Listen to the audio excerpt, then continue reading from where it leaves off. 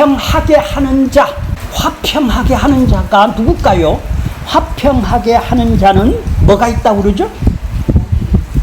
쌈질을 시키는 자는, 시기하고 질투하는 자는, 거기 갈등이 있는 곳에 이렇게 화평을, 그러니까 잘 너도 이거 양보하고 너도 이거 받고 잘 화해를 잘 시키는 사람은 하나님한테 복이 있나요? 그런 사람은 어떻다고 그러죠?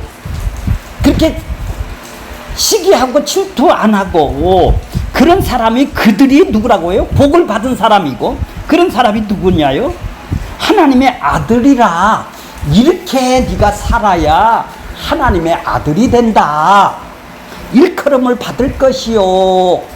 요렇게 해석하는 주의가 누구죠? 열심히 내가 하는 사람들이죠. 행함주의자들이 이렇게 해석을 하시죠. 알민주의자들이에요. 이 사람들은 내가 하는 것이죠. 내 하기에 달려있네요.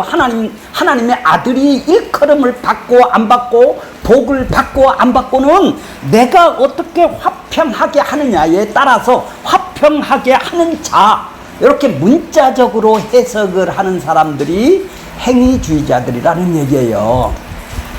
그럼 화평하게 하는 자는 인간관계에 서로 논쟁이 있고 투쟁이 있고 서로 다투고 분쟁이 있어서 서로 원수지간이고 전쟁이 일어나는 그곳에 서로 화해를 시켜주는 피스메이커인가요? 이런 사람이 하나님의 아들입니까? 화평케 하자는 것이, 화평하게 하는 자는 누굽니까? 그런 사람이 복이 있다고. 그러니까 복이 어떤 복입니까 도대체? 그런 사람이, 그들이 누구라고 그러죠? 하나님의? 그러면 그렇게 화평케 안 해주고 싸움질을 하는 사람은, 시기하는 사람은 하나님의 아들이 아니네요. 그렇게 해석도 할 수 있지 않습니까? 이렇게 해석을 하는 사람이 바로 내가 화평을 하게 해야 하는 것이죠. 내가 노력해서 그 사람하고 내가 양보해서 전쟁통이 일어나니까 그렇게 규칙을 정해서 규칙대로 철저히 규칙을 위반하면 제재를 하고 서로 이렇게 해야 싸움이 없으니까 화해가 될 것이 아니겠습니까? 화평이 일어나는 거 아니겠습니까? 내가 더 크다, 네가 더 크다, 그러면 누가 이깁니까? 그래서 코치가 있는 것이고, 그래서 규칙이 있는 것이 아니겠어요. 이런 세상 얘기를 지금 하고 있는 것이 아니네요, 성경은. 이건 세상 사람들이 경기의 규칙을 만들어 놓고, 아이고 네가 양보해, 네가 더 지켜, 그래야 화평하고 평안이 있지. 그렇게 성질이 확 올라오면 되겠어. 서로 화해를 해. 그렇게 해야 화평이 너랑 나랑 사이가 좋아지지. 이런 인간적인 관계에 화평을 하게 하기 위해서 그런 사람이 하나님의 아들이라고 일컬음을 받나요? 그런 사람이 하나님이 복을 주나요? 자, 그렇게도 들은 사람도 있겠지만은 또 이런 얘기를 또 들어보지도 않았죠. 그냥 팔복이니까, 애우락하니까 그냥 애운 거 아니겠어요? 7번째까지 나가는데, 자, 복이라는 것은, 지금 성경에서 복이라는 것은, 세상의 복은 자기가 원하는 것들이 이루어지는 것이 복이에요. 내가 원하는 것이 이루어지면, 내 욕망이, 내 탐심이, 내 정욕이 이루어지면, 내가 원하는 것이 이루어졌을 때 그는 행복해하고 만족해하고 기쁨이 오고 복이 있다고 그러죠. 아니, 내가 원하는 것으로 반대 방향으로 가면 어떻게 해요? 불만이 있죠. 근심 걱정이 되죠. 불행이라 하잖아요. 그래도 근심 걱정이 있잖아요. 이런 거는 세상에 있는 것들을 통해서 지금 내가 원하는 것들로 다 이루어지면은, 바라는 것들이 이루어지면은 만족을 하니까 기쁨을 누리고 기쁨을 누르면 내가 행복하다. 그래서 나는 복 받았다. 이렇게 보통 얘기를 하죠. 근데 지금 이 세상에 하나님이 복을 준다고 얘기를 하는 것이 아니겠죠. 어느 복입니까? 하나님한테 복을 받는 것이죠. 하나님한테 복을 받는 것은 이 땅에서 100년 살아가는 복이 아니라 영원히 하나님의 아들이 돼서 복을 받는 그 복을 써 있을 것이 아니겠어요? 그러니까 이 세상 복이 아니라 하나님 관계 속에서 지금 복을 얘기를 하고 있네요. 그 복이라는 것은 바로 너하고 나하고는 원수 관계고 화해가 되지를 않았기 때문에, 화평이 이룰 수가 없기 때문에 서로 하나님하고 화평이 되는 관계, 화해가 되는 관계, 이걸 보고 하나님이 복이라고 그러겠죠. 그 다음에 뭐 세상 복을 찾든지 그러죠. 그렇게 성경에서 복은 하나님 관계 속에서 복을 얘기를 하는 것이지, 이 세상에서 네가 잘되고 못되고 장애인으로 사느냐 안 사느냐, 이게 이 세상 복을 얘기를 하는 것이 절대 아닌 것이죠. 하나님한테 네가 심판을 받아서 영원한 지옥불에 가느냐, 나하고 천국에 들어가서 영원히 지금 이 땅에서부터 네 안에 천국이 임해서 내 백성이 돼서 지금 나랑 통치를 받으며 살아가는, 그것이 성경에서는 하나님하고 화해가 되는 복이라고 그러는 것이죠. 이런 자가 하나님의 아들이 아니겠습니까? 이런 자가 하나님한테 화평케 하는, 하나님과 화평하게 하는 복을 이미 받은 자겠네요. 그럼 하나님하고 화평하게 하려면 어떻게 돼요? 우리 죄인이 하나님하고 화평하게 되려면은 내가 율법을 다 지켜서 하나님이 하라는 대로 순종을 해서 내가 지켜서 하나님하고 화평하는 방법이 있고, 내가 그것을 다 못 지키니까 예수님이 대신 이 땅에 오셔서 내 대신 지켜놓은 의롭다, 하나님하고 화평하게 될 수 있는 의롭다함을 지켜놓으신 그 의를 내가 믿어서 하나님하고 화평하는 방법, 이 두 가지 방법이 성경에 있네요. 그죠?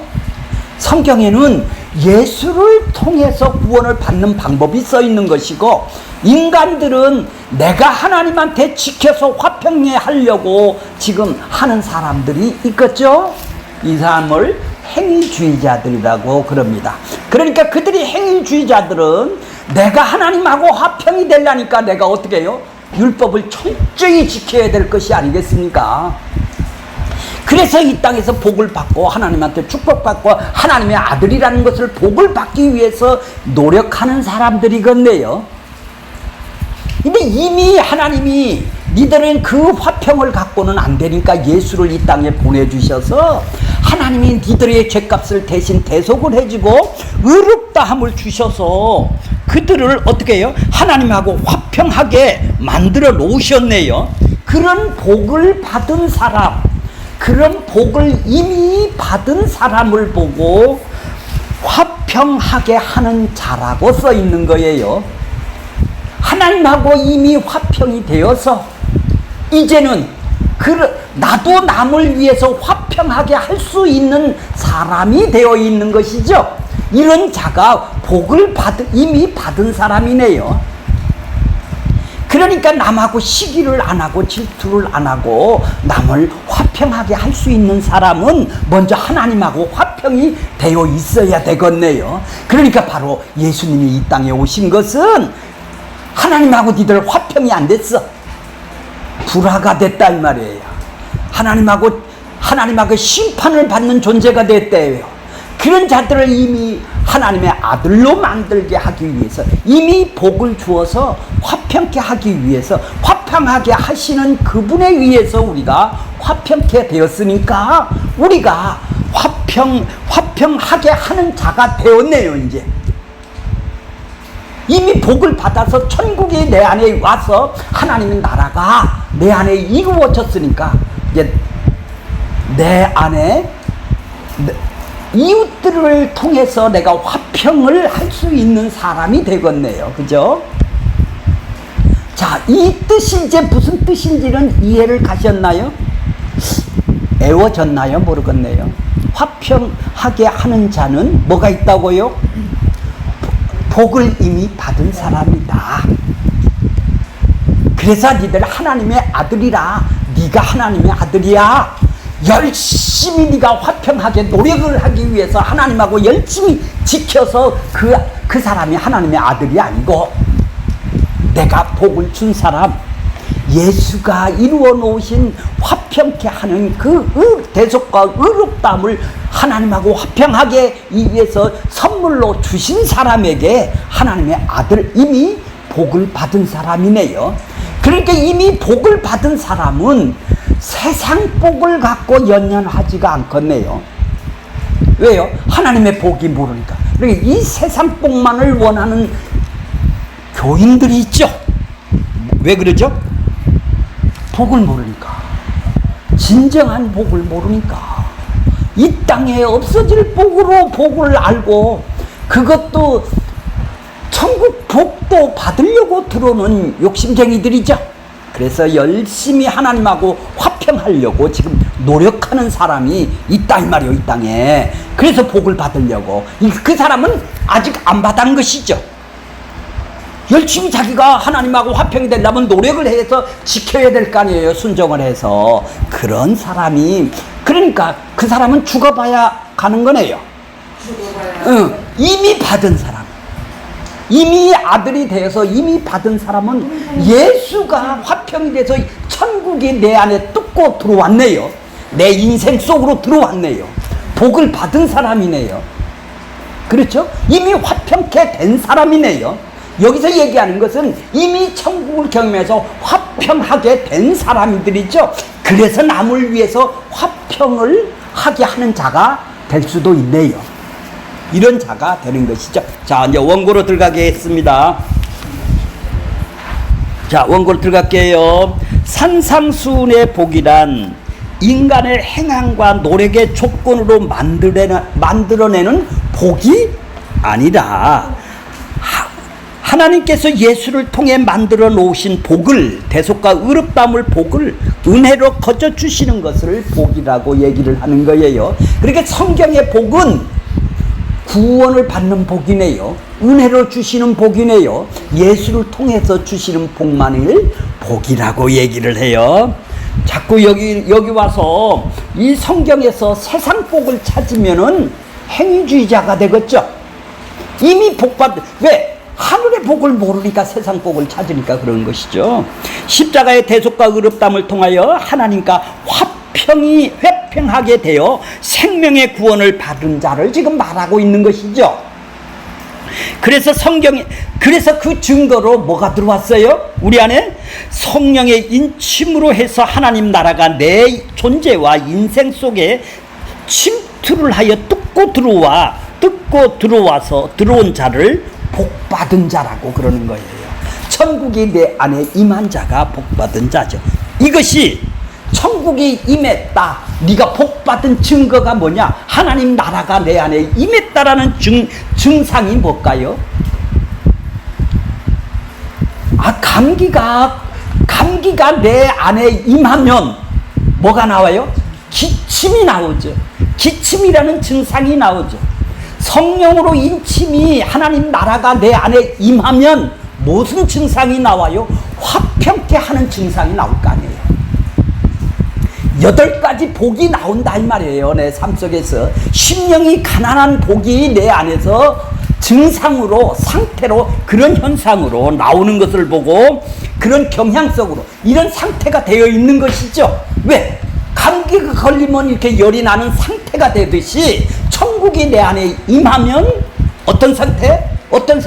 이런 증상, 화평케 하는 증상이 나오게 되어 있단 말이에요. 긍휼히 여기고 의에 줄이는 증상들이 온유하고 애통하고 심령이 가난한 증상이나 상태가 내 안에서 나와야 천국이 임한 사람이네요.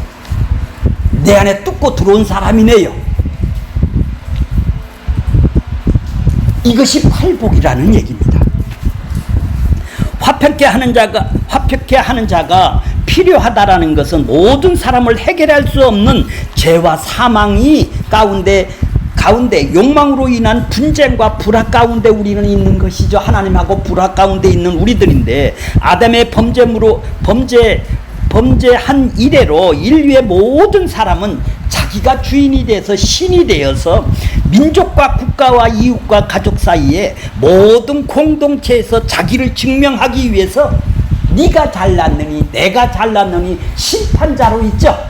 그래서 너는 못했어, 너는 구원 못 받아, 나는 받아, 이렇게 자기가 심판하고 정죄를 하죠. 네, 지가 하나님이 됐어요. 그러니까 시기 질투가 나오는 것이죠. 그래서 분쟁의 삶을 살아갈 수밖에 없는 것이죠. 타락한 아담과 하와가 뼈 중에 뼈고 살 중에 살이 뭐라 그랬나요? 너는 내고 내는 너다, 한 몸이다. 그러니까 너는 내고 내가 너다. 그러니까 둘이 한 공동체가 되겠네요. 그러니까 한 공동체가 나쁘고 좋고가 없네요. 근데 이제는 이 둘이 죄가 들어오니까 어때요? 죄가 들어오니까, 남편하고 죄가 들어오니까 어때요? 서로 원망하고 핑계를 대는 대상이 되어 결국은 아벨을 죽였었던 화평이 깨지고 마는 것이죠. 예수님의 말씀하신 화평은 세상의 화평하는 의미가 아닌 것입니다. 세상의 화평이나 평화는 이미 오래전부터 갈망하고 꿈꿔온 우리 모든 세상 사람들의 이상세계의 한 모습이죠. 종교계에서도 너나 할 것 없이 화평을 말하며 세계 평화에 힘쓰자고 종교들이 하는 것처럼 지금 얘기를 하고 강조를 해요. 기독교도 예외가 아니죠. 그래서 교회에서 기도회를 합니다. 거의 빠지지 않고 등장하는 것이 세계 평화를 위하고 남북 통일을 위합니다. 기독교가 그것이 하나님의 뜻이라고, 하나님의 할 일인 것처럼 지금 강조를 하고 있죠.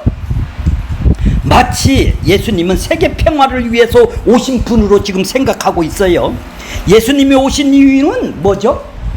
죄인을 구원하여 하나님과 평화를 누리기 위해서, 하나님하고 화평하게 누리기 위해서인데, 예수님이 오신 이유는 세상의 화평은 어디에도 성경에서는 찾을 수가 없어요.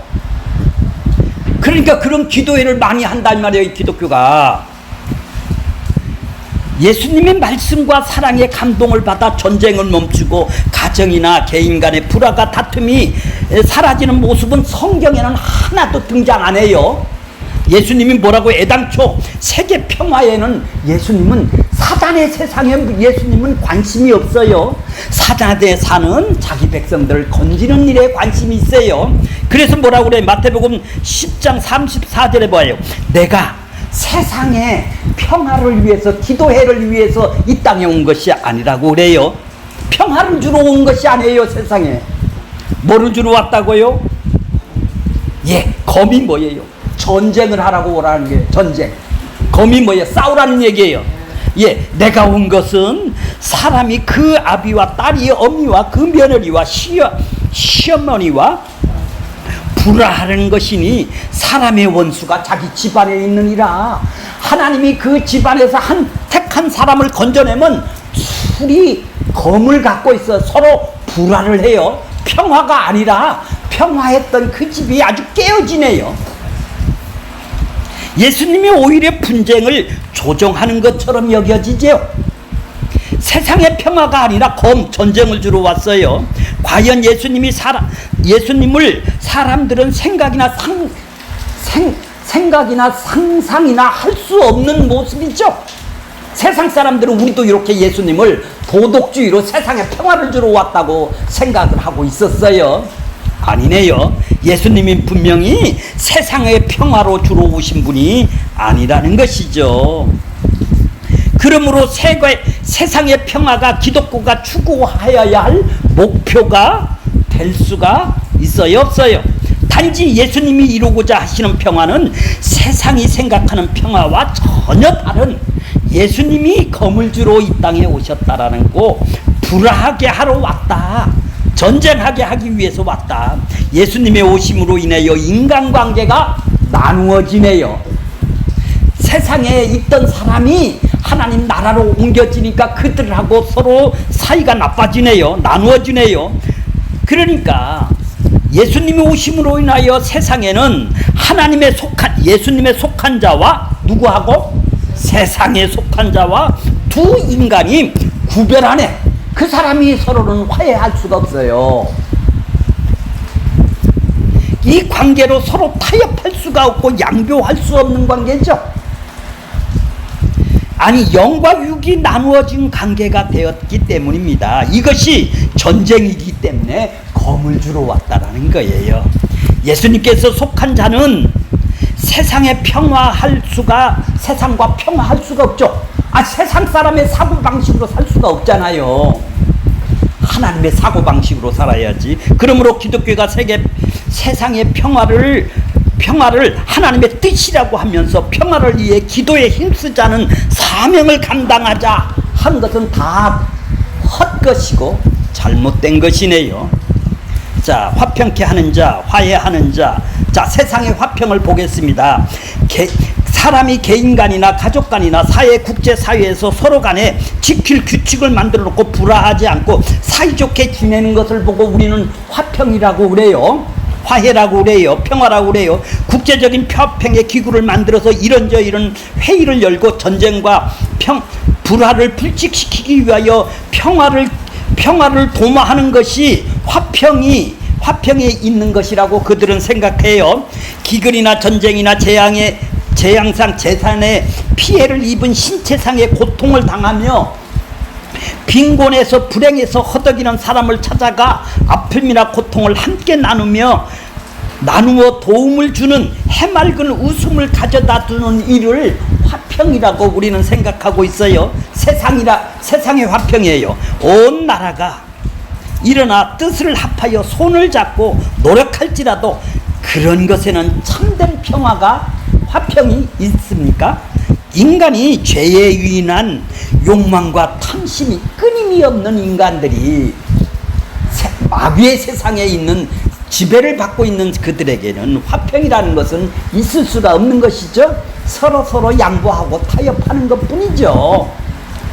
자, 하나님과 올바른 관계가 설정되지 않으면 인간들은 자신들을 증명하고 자랑하고 싶어 남을 비판하고 정죄하고 공격하는 싸움과 분쟁이 할 수밖에 없는 것이 타락한 인간이 어쩔 수 없는 죄성을 갖고 있는 자기 욕망을 위해서 살아가는 사람들의 본성이시죠? 저도 그런 본성이 있고 다 있는 것이, 분쟁과 불화의 원인은 아담에게서 보듯이 내 자신이 신이 되고자 하는 자존심 우월감에서 오는 것이죠.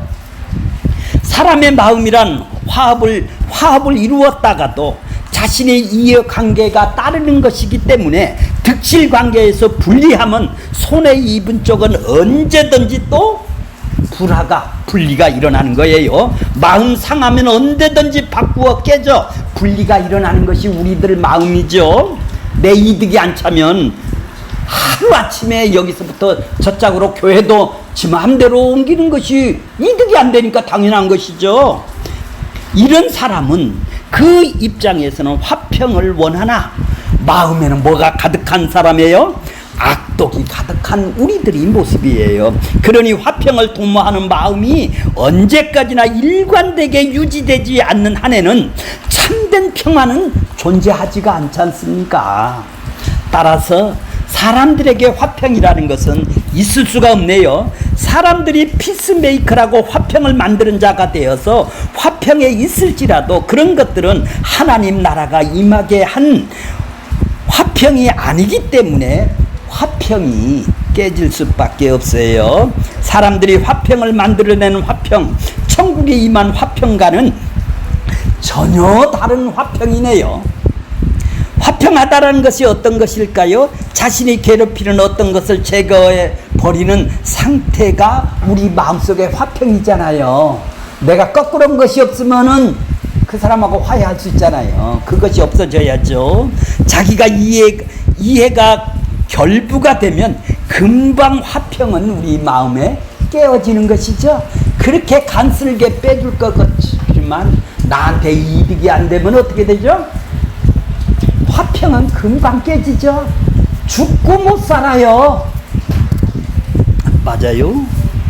성경에서 하나님의 화평은 뭘까요? 죄 문제를 해결하는 화평이라는 얘기죠. 예수 십자가에서 대속과 의로 죄와 사망에서 건진 자가 하나님의 은혜로 붙들어 주셔서 그 사랑 안에서 살아가는 상태가 하나님하고 화평이 된 상태죠. 이 화평을 가진 자만이 화평하게 할 수가 있는 것입니다. 주님과 인간이 연결시키는 진정한 화평이 되는 것이죠. 십자가로 죄인을 데리고 가는 일이 화평케 하는 일이네요. 화평케 하는 일은 없어요. 십자가로 데려가는 일이 화평해요. 십자가를 통해서 자신이 바로 알아질 때 화평을 누리게 되는 거예요. 죄인을 알 때 화평을 누리게 되는 거예요. 그러므로 예수님께서 그 십자가를 화평케 하실 때 화평이 이루어지는 거네요. 예수님이 이루어지는 화평이 우리의 화평이 되는 것이죠. 그리스도께서 세상 것들을 채워서 있는 청결한 자는 세상 것들이 치워져 있는 것이죠. 내 욕망이 점점 죽어지는 것이죠. 그래서 화평케 하는 일을 하게 되는 것입니다. 천국은 반목의 관계가 아니라 화평의 관계로 자존심, 우월감으로 인한 분쟁과 전쟁이 종식시키고 화평케 할 수 있는 유일한 방법은 예수 그리스도의 피의 은혜이기 때문에 그런 것이죠. 십자가로 피로 인하여 화평이란 하나님의 통치가 나를 장악해버리네요. 나를 장악했을 때 그 사람은 화평을 누려서 기쁨이 있고 만족이 있는 것이죠. 쉼이 있는 것이죠. 내가 점점 부인되어지고 비워지고 십자가를 따라감으로 인해서 하나님과 화평을 이루고 이익과 화평을 이루는 것이 진정한 화평이네요. 세례란 뭐죠? 예수와 연합되는 거예요. 합쳐지는 거예요. 이걸 예표하는 것이죠. 이러한 세례를 받은 자들은 이미 죽은 자로 자기가 주장하지를 않고 분쟁과 분열이 있을 수가 없겠네요. 좀 쑥스럽죠? 예수님이 주신 화평이란 무엇입니까? 에베소서 2장 13절에 보면은 이제는 전에 멀리 있던 너희가 그리스도 예수 안에서 그리스도 피로 가까워졌느니라. 14절에 보면은 그는 우리의 화평이 누가 이루어진다고요? 예수, 그분이 우리의 화평이신지라. 하나님하고 나하고 둘을 어떻게 해요?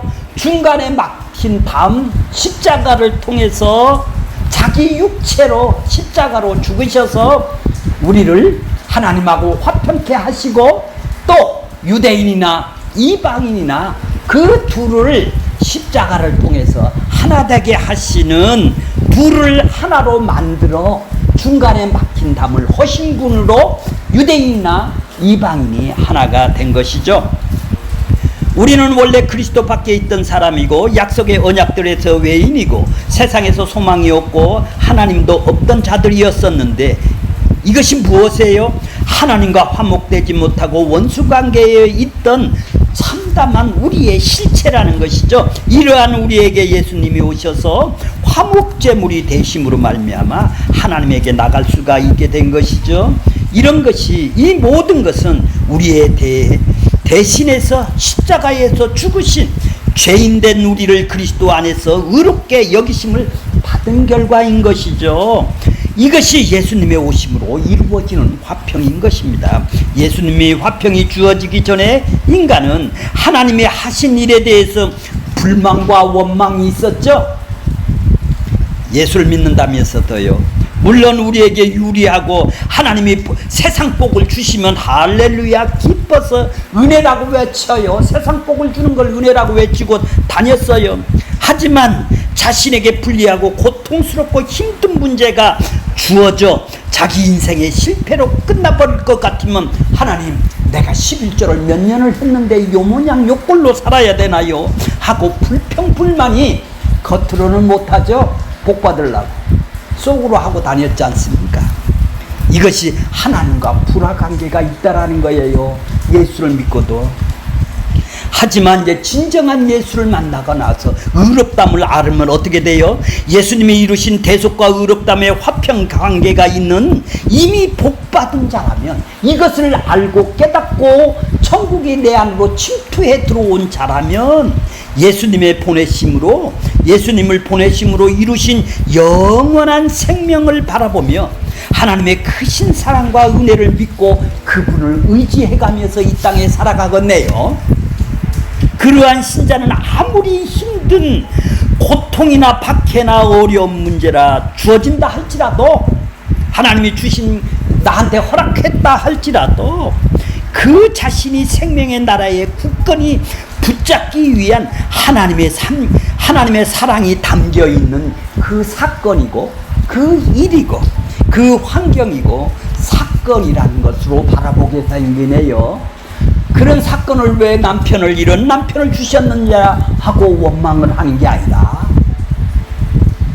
하나님의 사랑이 담겨 있기 때문에 그 남편을 보면다가 하나님을 바라보게 하시는 것이죠. 체하지 마세요. 그래서 고통과 어려움에서도 그 남편을 나를 찔르는 그 고통을, 어려움 속에서도 주를 바라보게 해달라고 우리는 기도를 하고 있는 것이 아니겠습니까? 저런 남편 없애주세요. 그렇게 하는 사람이 없겠죠? 이것이 하나님과 화목관계에 있음으로 인해 나타나는 신자의 삶이겠네요. 증상이겠네요. 이것이 또한 믿음의 열매라는 것이죠. 믿음에 있기에 믿음에 의해서 이러한 열매가 맺어지는 것이지, 신자가 자기에게 있는 믿음을 가지고 열매를 맺는 것이 아니네요. 내가 믿어서 열매를 맺는 것이 아니네요. 결국 하나님과 화평은 하나님 나라와 관계된 것이지 세상과 관계가 있는 것이 아니죠. 그래서 세상의 평화가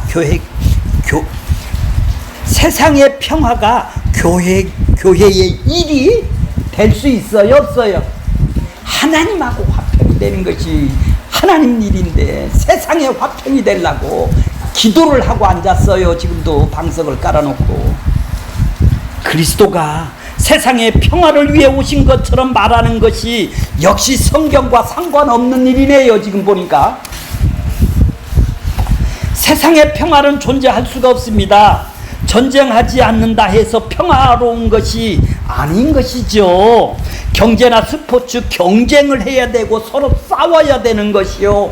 이 지옥 세상에는, 이 마귀 세상에는 자국의 위상을 드러높이기 위해서 왜 소련하고 지금 우크라이나하고 싸우나요? 더 집어먹어서 자기를 키우려고. 그렇죠. 왜 공산주의가 어떻게 해서 민주주의를 더 잡아먹고 민주주의가 공산주의를 더 먹으려고 그러나요? 더 세력을 크려고 그러는 거 아니에요? 네. 거기에 평화가 어떤 기독교인들이 가서 그래서 평화가 이루어지겠습니까? 모든 것은 경쟁해야 살아요. 경쟁해야 사는 사이에 무슨 평화가 있다고. 전쟁이 뭐예요? 서로 맘 안 맞으면 싸우는 게 전쟁 아니에요? 자, 그 밑에 줄을 보겠습니다. 이미 화목된 자, 복이 주어진 자들에게는 화목하는 직책이 주어졌어요. 이 직책을 보세요. 자, 이제 세상에 진짜 우리가 하여야 할 일이죠. 세상에서 신자는 세상과 조화될 수 없는 관계네요. 그죠? 세상에서 뽑아 남았는데 세상하고 짝한다면 그 사람은 교회가 하나님의 사람이 아니죠. 왜냐하면 세상의 사고방식은 오직 세상 것만 추구하는 것인데 신자는 세상이 아니라 하늘의 것으로 추구하면서 지금 살아가는 사람들이 아니겠습니까? 하늘과 세상이 절대 공존할 수 없는 대립의 관계에 있는데, 따라서 교회가 세상의 평화를 힘써야 된다라고 외치는 것은 신자의 존재성을 지금 모르는 사람이네요. 자기가 신자인지도 모르는 사람이 지금 생각하는 것이 아니에요. 하나님께서는 그리스도로 말미암아 우리를 하나님과 화목하게 하시고 우리를 화목해 하시는 자의 직책을 주셨어요. 화목해 하시는 자, 화목하게 하는 자들이신 예수님께서 그 복을 십자가의 피로 이루셔서 자기 백성들에게 화목하게, 지금 하나님하고 화목하게 부어주셨죠. 이 복을 받은 자들은 화목하게 하는 직분을 받았다라는 것입니다. 이 화목이 세상이 벗대고자 하는 자들에게는 불화의 소식이 될 것이죠. 그러나 십자가의 피로 화목하게 된 자들은 예수님의 그리스도의 몸으로 교통함이 있는 것이죠. 죄를 알지도 못하는 것입니다. 그러나 십자가의 피로 화목된 자는 예수님의 교통함이 있는 자들입니다. 죄를 알지도 못하신 분이 죄를 삼으신 것은 우리가 그리스도 안에서 의가 되게 하기 위함인 것이죠. 화평케 하시는 자의 복을 받은 자들이라는 것이죠. 고린도후서 5장 18절 보겠습니다. 모든 것이 하나님께서 났습니다. 저로 우리로 말미암아, 그리스도로 말미암아 우리와 자기와 화목하게 하시고 또 우리를 화목하게 하시는 뭐를 주셨다고요? 직책을 주셨다는. 먼저는 하나님하고 화목된 사람이 직책을 받은 것이죠. 하나님께서 그리스도 안에서 계시사 세상과 자기를 화목하게 하시며 저희 죄를 저희에게 돌리지 아니하고 화목하게 하시는 말씀을 우리에게 뭐라고? 부탁을 하신 것이죠. 신자는 세상에서 화목하게 하는 자로 보냄을 받은 자죠. 예수님이 말씀하신 화평케 하는 자가 복 있다는 말씀과 같은 의미입니다. 그러면 화평케 하는 자, 화목하게 하는 직책이란 구체적으로 무엇일까요? 신자가 있는 자리에서 싸움과 분쟁이 있었을 때 싸움과 분쟁을 말리라고 화평케 하는 것으로 이해하기도 하죠. 화평케 하는 것은 그런 의미로 말한다면 세상에 속한 사람이라도 얼마든지 세상을 다른 종교를 믿는 사람도 화평케 하는 자로 살아갈 수 있음을 먼저 생각해야 되는 것이죠. 예수님이 말씀하신 복 있는 모습들은 오직 신자에게만 나타나는 고유한 복이라는 것이죠. 그것이 화평케 한다. 그런데 화평이 겨우 분쟁이나 다툼이나 싸움을 말리고 화해시키고 중재 역할을 하는 것으로 이해한다면 하나님이 예수님을 보내어 이루신 화목의 가치와 존귀함을 상무시하는 것이죠. 또 화목이라는 단어는 우리의 지식으로 이해하게 되면 결국 교회가 다툼과 싸움을 말리는 데 가서 거기 가서 기도해나 하고 거기서 말리는 역할만 해야 될 것이 사이좋게 지내는 관계로 이해하면서 친밀한 관계로 유지하기 위한 아름다운 교회로 만드는 것이 화목의 직책이라고 생각할 수도 또 있겠네요. 하지만 그런 화목은 세상의 친목 모임에서도 얼마든지 있을 수가 있는 것이 아니겠습니까?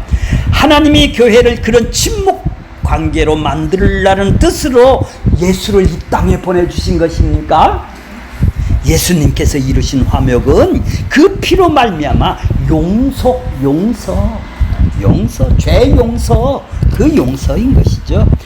예수님이 화목제물이 되셔서 우리의 모든 죄를 대신 죽음을 당하심으로 죄값을 치르셨고, 우리는 그로 인해서 죄가 가려지고 용서를 받음으로 죄 없는 자로 하나님께 나오게 된 것이죠.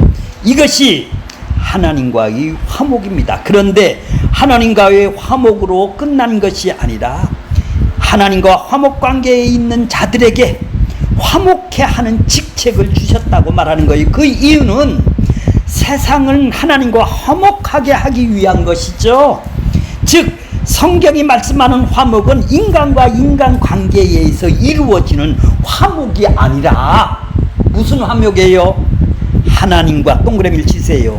하나님과 화목이 먼저 되어야 된다는 거예요. 인간관계의 화목이 아니란 말이에요. 싸움 말리고 중재 역할을 하라는 말이 아니에요. 인간관계에서 하나님하고 먼저 화해가 되고 화목이 되어야 되는 것이죠. 그것이 바로 그리스도의 용서로 나타나는 것이죠. 화목해 하는 말씀이라는 것은 그리스도의 십자가의 용서를 증거하는 복음을 의미하겠네요. 결국 화목해 하는 직책이란 십자가의 복음만을 증거하는 자로 복음 안에서 살아가는 것임을 알 수가 있는 것이죠. 자, 요건 동그라미 치세요. 요건 꼭 외우세요. 요한복음 14장 12절 보세요. 나를 믿는 자는 뭐를 한대요? 나를 믿는 자는 내가 하는 일을 그도 나를 믿는 자는 그렇게 화평케 하는 일을 하겠다라는 얘기예요. 똑같은 일을 하겠다는 얘기예요. 예수님이 이 땅에 오신 일은 내가 하는 일이 뭐예요? 예수님이 하는 일이 뭐예요? 자기 백성들을 하나님하고 화평케 하는 일을 하셨죠.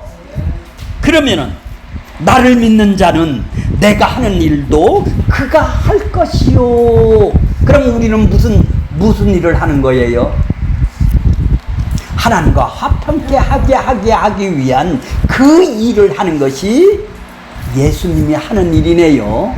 그걸 내가 하는 일이네요. 세상의 사람을 화평하고 싸우지 말고 말리는 그런 일을 하라는 게 아니라 예수님은 하나님과 자기 백성 사이에 화평케 하는 일을 하기 위해서 이 땅에 그 일을 하기 위해서 이 땅에 오신 것이죠. 그러면 우리도 그 일을 하라는 얘기죠. 더 큰 일을 하라는 얘기죠. 그 얘기를 하는 얘기입니다. 자, 신자는 그리스도의 용서를 안다라는 것은 그리스도가 아니면 자신인 그리스도밖에 영원히 멸망인 뭐를 처해 있어야 돼요? 지옥 형벌에 처해야 할 존재라는 것을 인식하고 사는 거예요. 내가 누구예요? 예수님이 안 건져 주었으면 내가 누구예요? 지옥 가도 마땅한 형벌을 나한테 떨어져야 할 내 모습 아니에요. 내 죄를 보면. 그러니까 죄를 아는 사람이고 심판을 아는 사람이네요. 나를 볼 수 있는 사람이네요. 이것을 알고 믿는 신자는 그리스도의 피만이 존귀한 가치 있는 것으로 존재할 뿐 자기에게 주어진 세상의 어떤 가치도 보지 않는 거예요. 아무리 재산이 많아도 그게 아무것도 아니라는 얘기죠. 이것이 진심으로 용서 안에 살아가는 증거죠. 이런 신자가 교회 안의 모임에서도 자기에게 있는 것을 드러내지 않죠. 다만 예수의 피만 용서가 가장 존귀하다라는 증거만 하는 자예요. 자, 왜냐하면 그리스도 피는 은혜가 가장 존귀한 증거함으로써 모든 성도들에게 자신의 손에 있는 것을 보지 않고 자기 소유를 보지 않고 그리스도만 바라보게 하는 자로 나오도록 돕는 역할을 하는 것이 피스메이커네요. 하나님하고 올바른 관계가 있는 사람이래요. 신자는 세상의 것이 아니라 그리스도에게 주어진 용서와 은총에 감사하고 그것만이 자랑하고 높이며 그 관계야말로 가장 화평의 관계가 된 사람이네요. 그런 관계 안에서 누가 크냐로 다툴 필요가 있나요? 시기가 일어나겠나요? 자기가 높아지자고 경쟁을 하고 시기가 있을 수가 있나요? 그 안에서? 이것이 참된 평화를 가진 사람입니다. 화평케 하는 자, 예수님은 하나님의 백성에 있어서 죄로부터 구원하신 것이죠.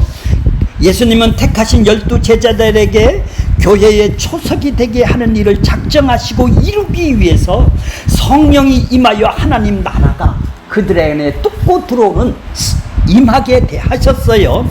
12 제자 중 한 사람인 가룟 유다는 예수님을 배반하고 악한 자에게 팔아 그들의 손에 넘기는 일을 함으로써 뭐예요? 세상에서 나지 않았으면 어떻게 했다고? 좋을 뻔했다. 사람으로 악한 자의 처소로 그에게 합당한 악한 자의 처소가 어디죠? 지옥이죠. 예. 거기에 합당한 곳으로 갔죠. 악한 자는 악한 날까지 적당하게 쓰이는 하나님의 작정에 의해서 악한 자도 가룟 유다도 이 악한 자도 가짜 신자도 하나님이 쓰신다 이 말이에요. 가룟 유다도 쓰시고 하나님의 작정에 의해서 그에게 맡겨진 일을 행한다 이 말이에요. 이 가룟 유다가 악하게 쓰인다 이 말이에요. 악한 도구로 쓰인다 이 말이에요. 그래서 하나님 일에 참여하여 하나님 나라가 하는 일을 드러내는 일을 했네요. 가룟 유다도 악하게 쓰여서 하나님 나라를 드러나게 했다 이 말이에요. 하나님의 아들을 보내신 아들 그리스도이신 예수를 주로 섬김으로써 자신의 임한 하나님 나라는 무슨 나라예요? 평화의 나라죠. 그들이 평화의 왕이신 오신 예수님이 평화를 다스리는 것 속에 있기 때문에 화평을 누리는 자가 된 거예요. 세상 것의 욕망을 가지지가 않으니까 거기에 싸울 필요도 없고 시기할 필요가 없지 않습니까? 축구를 해서 이기면 어떻고 지면 어떻겠어요? 하나님의 유익을 위해서 축구를 한다면은 지고 이기는 것이 시기하고 질투하고 쌈질할 일이요, 주먹 낼 일이요. 조금 더 잘 살면 어떻고 덜 살면 어떻겠습니까? 자, 이미 천국이 임한 자들의 화평을 위해서 일하는 자는 화평을 이루는 자래요. 이제 직책이 화평케 하는 자는 복이 있나니. 자, 9절이 뭐 써예요? 화평하게 하는 자는 뭐가 있다고요? 복이 있나니 그들이 하나님의 아들이라 일컬음을 받을 것이며. 이해가 가셨나요? 이미 그들은 복받은 자로 화평케 하는 자로 존재하는 것입니다.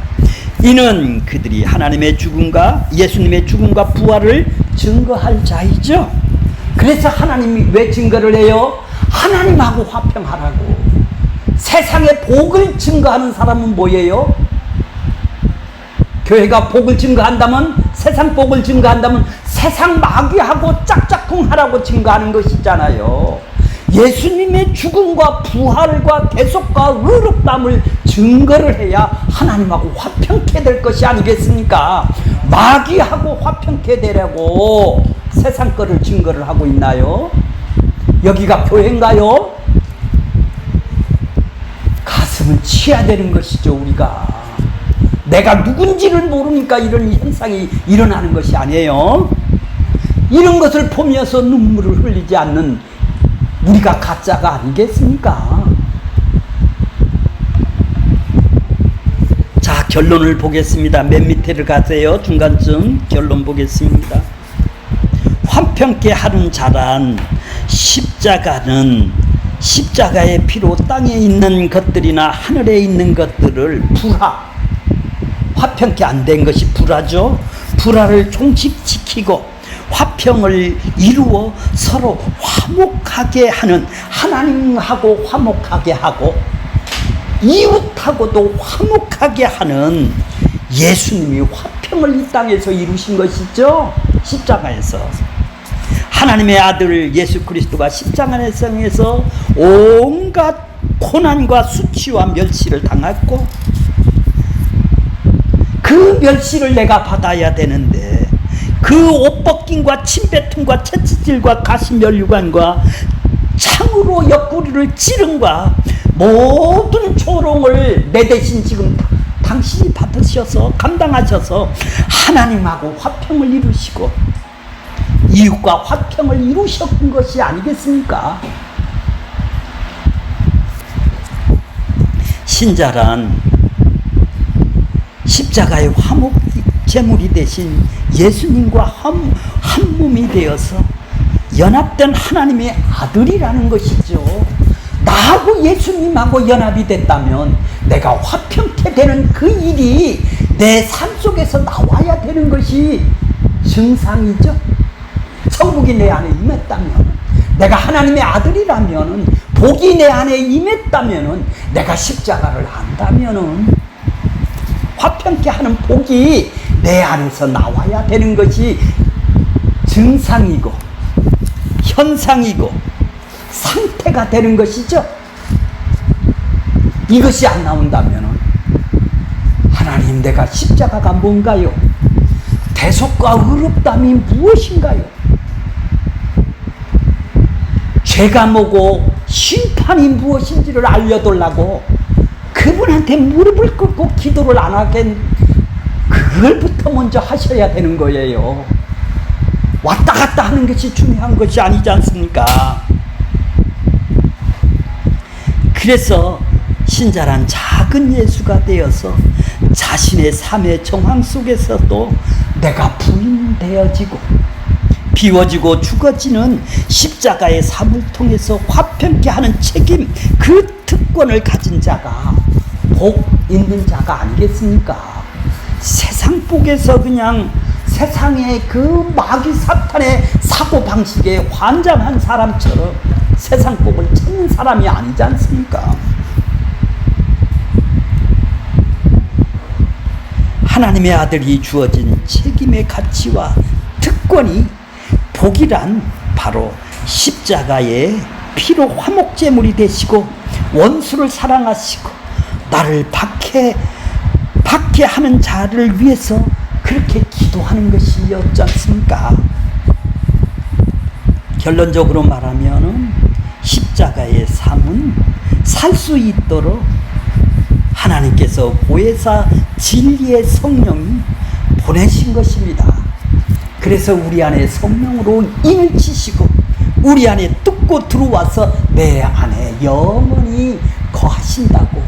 내 안에 내가 누구냐, 내 안에 성령이 지금 거하시는 것을 인식을 하고 지금 살아가고 있는지요.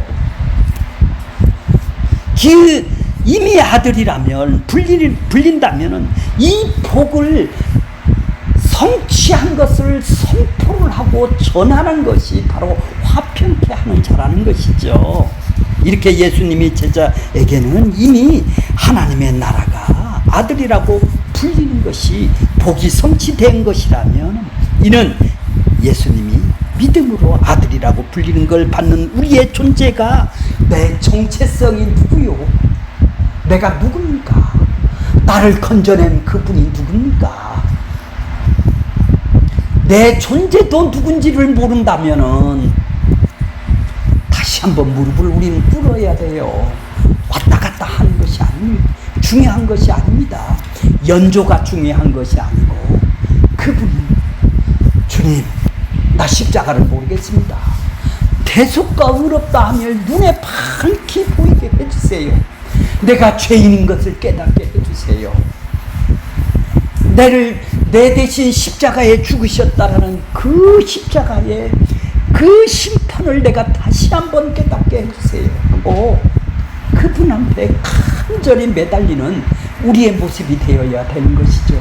그것이 없이 신앙생활을 하니 늘 자기 정체성과 자기 존재는 어디로 다 도망가고 전부 다 계산하고 자기 욕망으로 자기가 주인돼서 삶을 살아가는 우리들이 아니겠습니까? 우리가 그리스도이신 예수를 전하는 것은 성령이 하나 되게 하신 그 화평을 전하는 것입니다. 우리 모두가 그런 복으로, 기쁨으로, 감사함으로 찬양하고 그분을 높이는 우리의 삶이 될 수 있도록 우리 모두가 그렇게 서로를 섬겨주는 그런 자들이 다 되기를 원합니다.